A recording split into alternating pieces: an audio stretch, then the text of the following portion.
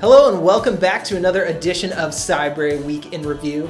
On this 4th of July weekend episode of Cybrary Week in Review, we're bringing you an inside look at 3 new courses.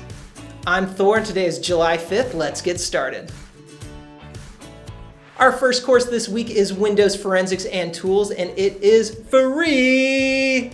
In this 4-hour beginner lesson, you'll be building digital forensics knowledge of Microsoft Windows operating systems, as well as some compatible software or tools that can be used to obtain or process information in such systems. Next up, we want to introduce the new instructor of our popular Breaking Stuff series. Robert Smith will be taking over for Joe Perry, and in this episode, he will break down SQLMap for you. SQLMap, which is a powerful tool for penetration testers, automates the process of detecting and exploiting SQL injection flaws and taking over a database servers. Finally, make sure to check out Intro to Burp Suite here, taught by Darian. This course is an introduction to web application scanning utilizing the Burp Suite Web Scanner Professional Edition.